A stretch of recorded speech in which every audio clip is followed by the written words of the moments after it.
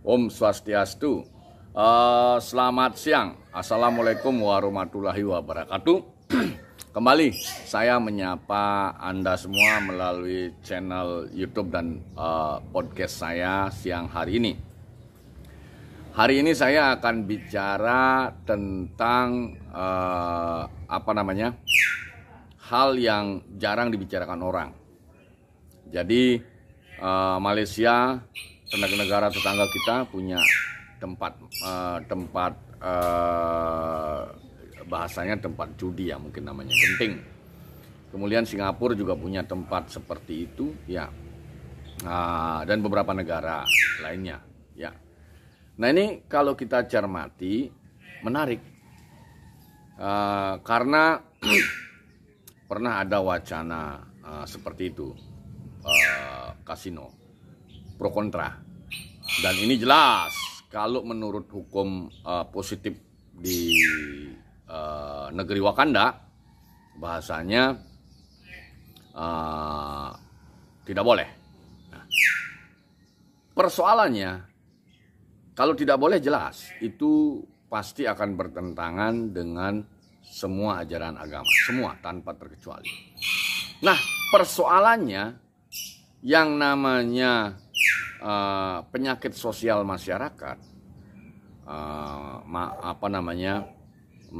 madat, kemudian mabok ya, penyakit 5M masyarakat itu ya, terutama yang berkaitan dengan mabuk, judi, dan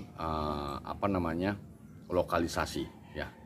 Ini sebenarnya kalau kita berbicara dengan perspektif filsafat, ini seumur dengan manusia. Manusia ada, penyakit ini ada. Jadi mabuk atau madat, kemudian judi, dan lokalisasi. Artinya apa? Sangat sulit untuk menihilkan tiga persoalan ini. Nah, masalahnya kalau di Malaysia dengan Singapura sudah jelas. Ada kemungkinan besar ada pendapatan yang diterima oleh negara dari sektor itu. Nah, tetapi kalau di negeri Wakanda, ini jelas secara hukum positif dilarang. Namun dari saya kecil sampai sekarang, ini yang menjadi pertanyaan ini, kemana larinya uang-uang gelap ini? Dulu waktu saya masih SD, saya masih ingat sekali, ada istilahnya SDSB, kupon SDSB. Itu satu.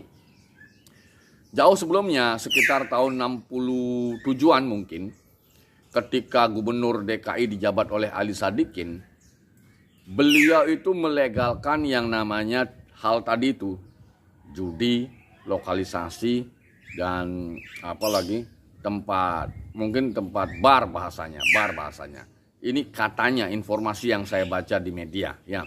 Nah, dulu itu kalau zaman Ali Sadikin itu khusus Jakarta itu ada arealnya. Kalau tidak salah saya baca di referensinya itu ya, di sumber berita yang saya baca.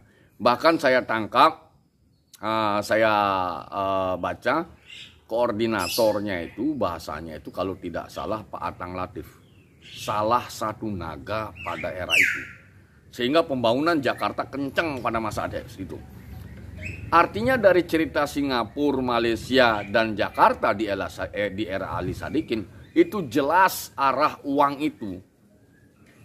Tapi ketika hukum positif diberlakukan, ini yang menjadi pertanyaan kritis kita. Siapa yang mengelola uang itu? Izin, saya merokok sambil merokok.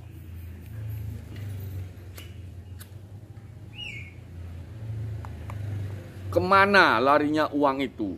Baik itu uang judi yang rame, judi online, kemudian prostitusi yang tidak kelihatan di hotel-hotel, bahkan mungkin diduga di spa-spa dan lain sebagainya. Gitu loh. Belum lagi narkoba. Nah, referensi saya dari fenomena itu, kalau dibiarkan terus, tiga penyakit ini akan melakukan regenerasi, diwariskan kepada generasi berikutnya. Justru apabila modelnya itu dilokalisir seperti Singapura dan Malaysia, itu proses regenerasi itu sulit terjadi. Maka dari itu pandangan saya perlu dipikirkan, dilokalisirlah tempat-tempat maksiat ini. Hukum positif harus menyesuaikan dengan keadaan. Apalagi di saat negeri Wakanda itu memang membutuhkan banyak uang karena utangnya numpuk. Izin. Sudah menjadi rahasia umum juga bagaimana peredaran narkoba diduga hingga ke pelosok-pelosok desa. Tidak hanya sudah menyerang kota, tetapi juga ke pelosok desa. Ini kenapa barang bisa beredar? Ya.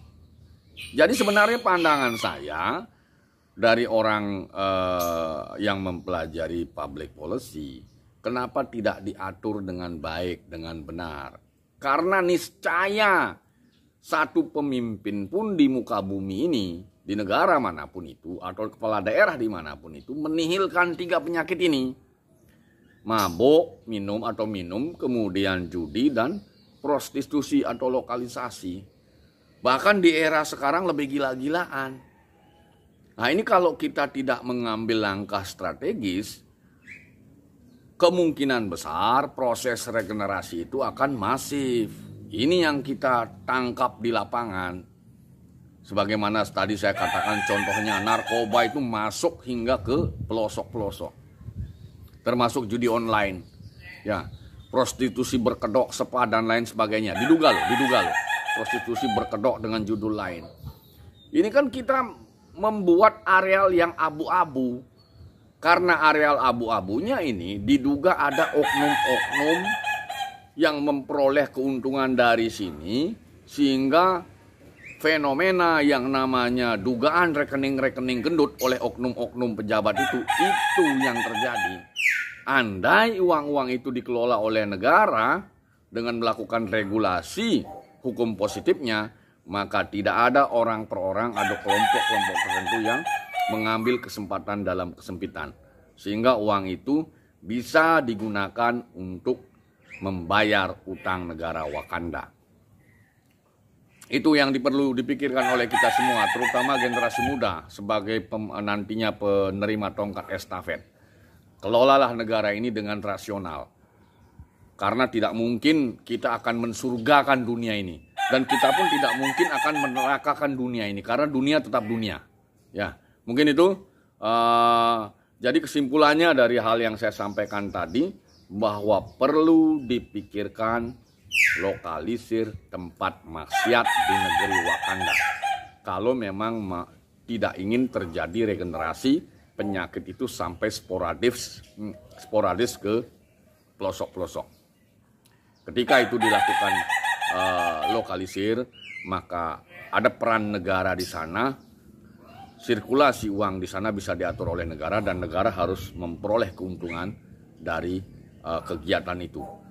Tidak diberikan di areal yang abu-abu seperti baju saya ini, sehingga hanya oknum-oknum tertentu yang diuntungkan. Demikian vlog saya pada siang hari ini. Kurang lebih saya mohon maaf, saya tutup dengan menyampaikan pramesanti. Om Santi Santi Santi Om. Assalamualaikum warahmatullahi wabarakatuh. Salam sejahtera untuk kita semua. Salam.